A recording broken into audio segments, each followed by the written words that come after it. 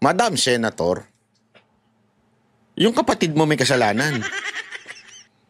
Wag mo nang, deny yun. Sabi mo nga nakabang na Kasi ganyan naman talaga Di ba nangyari na rin niya kay Pangulong Duterte noon? Kung nag-antay lahat hanggang may tumawag last minute. Di ba? Hindi ko na lang babanggitin. Pero ganito rin nangyari dito, nag-aantay na last minute hanggang walang dumating mula sa Malacanang. O sino ba sa Malacanang? Alam naman si Yusek Claire.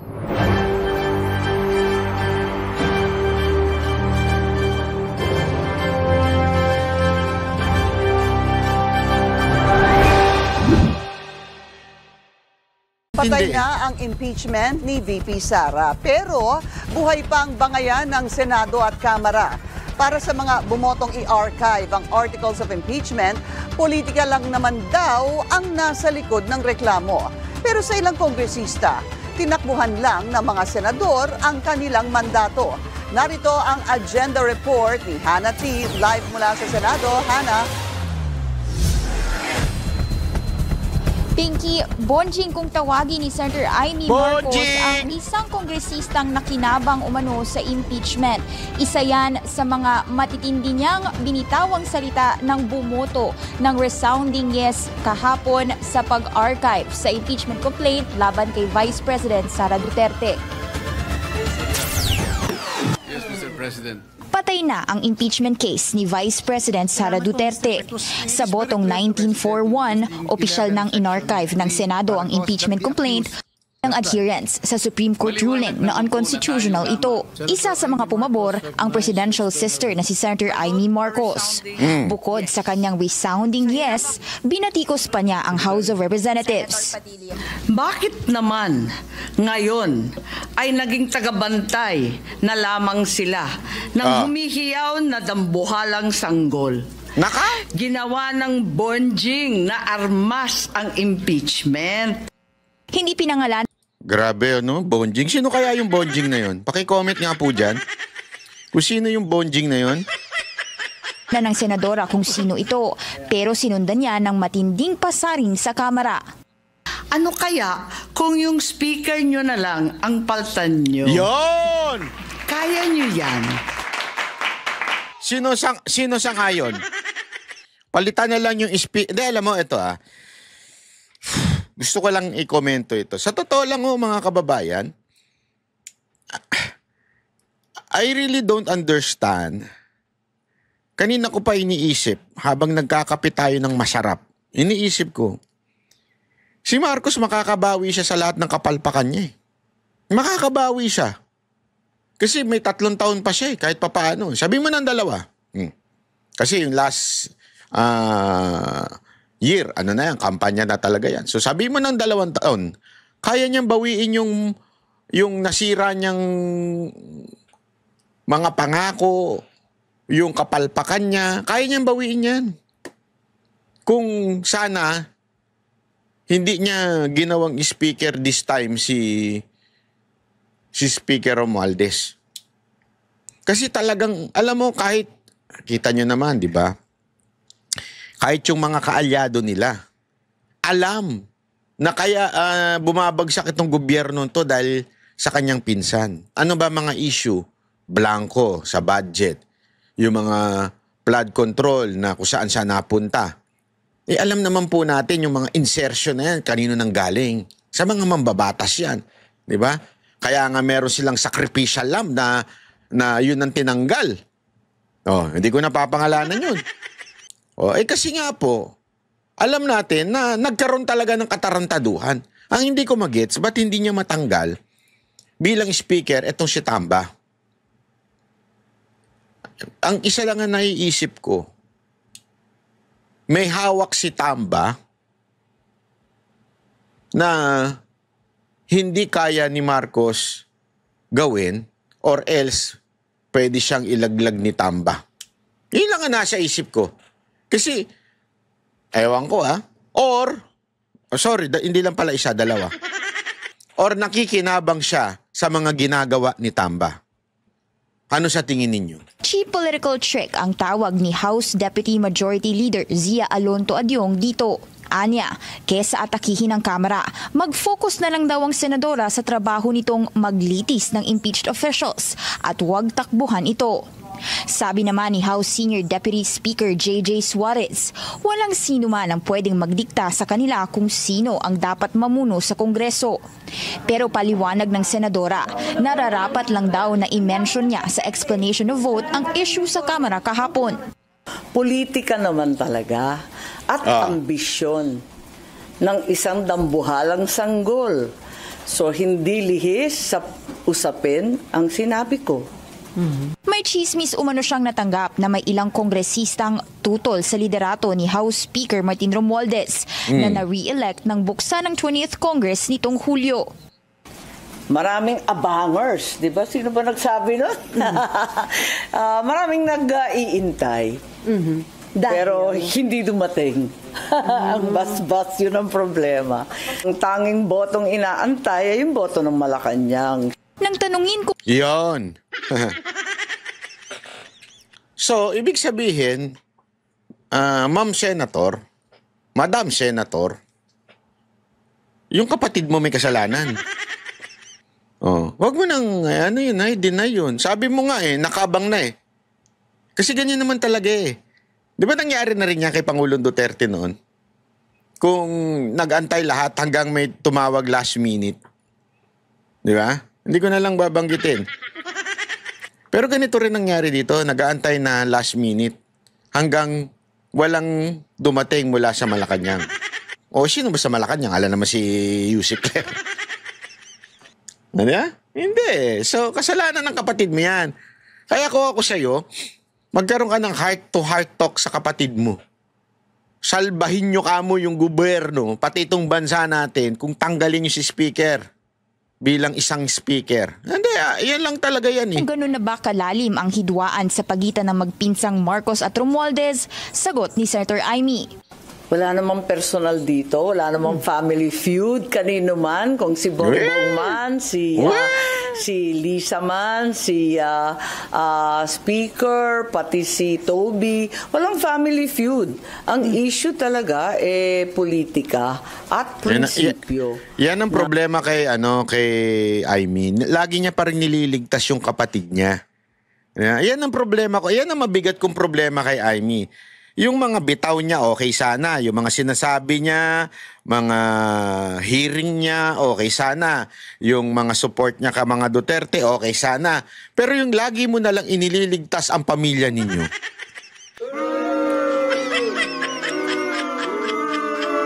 Hindi pwede. Hindi talaga pwede. Kung talagang ikaw ay sincere, itodo mo na, isagad mo na. Ikaw na nga nagsabi, walang tawag na nanggaling sa Malacanang. Sino may kasalanan? Kapatid mo. Di ba? Diretsoy mo na. Kasalanan ng kapatid ko to, ta. Kung may bonjing. Ay. Maraming naghihirap sa ating taong bayan. Pagdating sa impeachment, kumpiyansa ang senadora na malabo nang magbago ang isip ng SC, kaya dapat lang ang archival ng mga reklamo. Ibig sabihin, pinatay ito dahil nga immediately executory ang desisyon ng Korte Suprema. Mas maganda raw yan sa hinaing motion to table ni Senate Minority Leader Tito Soto para hindi magkaroon ng constitutional crisis. Patay na pwedeng buhayin. So kung tinable, buhay yon na pwedeng patayin. Bumuhos ang disappointment sa oposisyon matapos ang naging pagboto. It is our institution which, in the words of colleagues, killed the articles of impeachment. Hindi po dapat mahirap at teknikal ang impeachment. Wala sa hanay ng mga senador na bumoto ng no ang nagsasabi na hindi dapat respetuhin ang pasya ng Korte Suprema. So ano, point nyo? Hintayin lang ang final decision. Tingnan ninyo, yan ang lagi nilang punto. Antayin lang daw. Pati ito mga Umalma rin ang ilang kongresista sa desisyong i-archive o isantabi ang impeachment case laban sa bise. Giit nila minadali at premature ang naging aksyon ng Senado. Ang detalye sa agenda report ni Joan Manalo. Minadali daw. Minadali. Ano ibig sabihin ng minadali? Anong root word nun? Madali, mabilis. Di ba? Madali, madaliin. Ano sabi ng korte? Tagalan ninyo ang pag-execute. Yun ba sinabi? Ipagpaliban nyo muna ang pag-execute ng order namin. Hindi. Ako, ang linaw-linaw eh. Di ba? Ano sabi ng Supreme Court?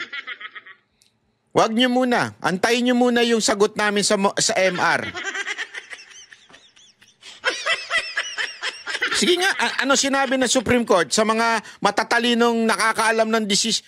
Tandaan ninyo ha, lumabas yung pangalawang utos ng Supreme Court the day before August 6.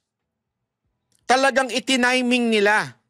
Alam nila na magkakaroon ng desisyon o magkakaroon ng debate on the August 6 sa Senate, kaya naglabas sila ng August 5 para malinaw ano ang dapat gawin ng mga senador.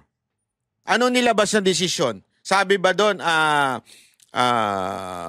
magpatumpik-tumpik muna kayo sa pagpapatupad nito? Or, forthwith executory.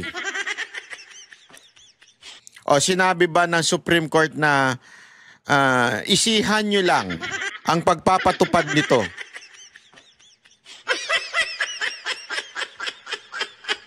O sabi ng mga kababaihan, take it slow. Gago! O kaya dahan-dahan lang. Gago! Ano sinabi ng Supreme Court? Sige nga. Yung mga matatalino dyan, ilagay nyo dyan, isulat ninyo. Oh. Di ba? The day before magkaroon ng pagdinig ang Senado, naglabas ng pangalawang utos. Ano sabi? Immediately executory. Pag sinabi mo bang immediately executory, kailangan magmadali o hindi?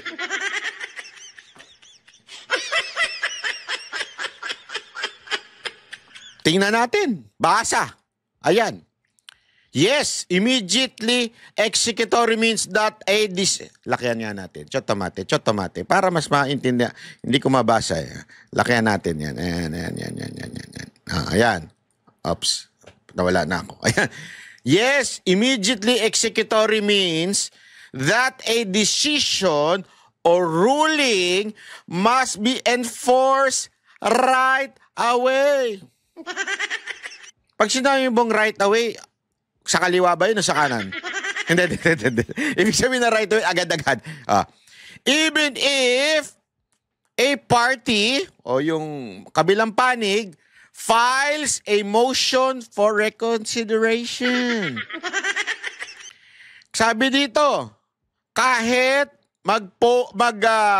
MR o mag-motion for reconsideration ng isang party doon sa kaso, pag sinabi ng Supreme Court na immediately executory, dapat sundin agad-agad o enforce right away. In legal context, especially in the Philippines, when a decision is immediately executory, it takes effect at once upon promulgation. This means no need to wait for the lapse of time to appeal. Wag nang antayin ang appeal or for the resolution of motion for reconsideration. Yes, tama kayo, hindi pa final pero immediately executory. Bobo at tanga at ewan ko, sintu-sinto ang magsasabi na wag kayo magmadali. Even if MR is filed, execution proceeds unless a restraining order, unless magkaroon ng TRO. O, sasabihin ng sa Supreme Court, ito, TRO, wag niyo muna ipatupad yung order namin. O, di ba? Yan ang sinasabi. Kaya nga example ito, a decision from the COMELEC declaring a candidate disqualified is labeled immediately executory. Ibig sabihin nun, yung disqualification is effective immediately. Even if the candidate files an MR. Nakita natin yan sa mga desisyon ng COMELEC. Di ba? Kahit nag-file pa yung dinidisqualify nila ng MR, as long as ang desisyon ng COMELEC ay immediately executory, disqualified na yung kandidato na yun. Sabi nga sa ano dito, immediately executory enforced now, no delay, regardless of any pending motion.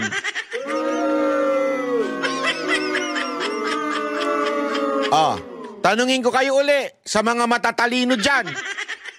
Pag sinabi mo bang immediately executory, according to our study, kailangan ba agad-agad ipatupad? Kailangan bang magmadali? O magpalumbay-lumbay muna at magpa-easy-easy, magpa-kuya-kuya-kuy muna?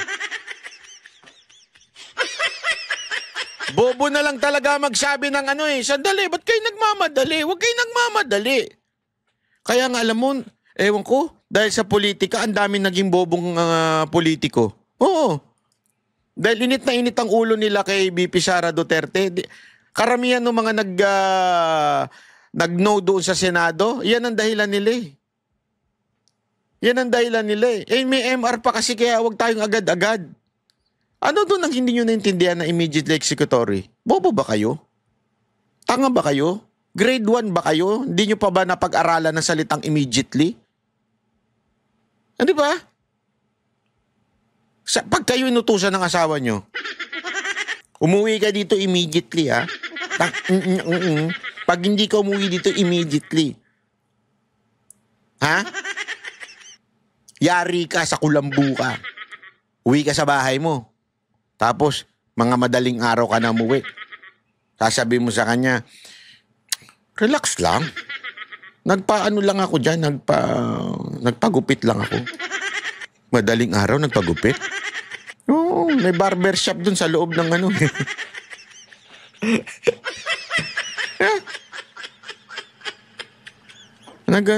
di ba, ano ba usapan natin? Sasabihin sa'yo ng asawa mo. Di ba sabi ko, umuwi ka agad-agad, immediately? Dapat nagmamadali ka na kasi manganganak na ako.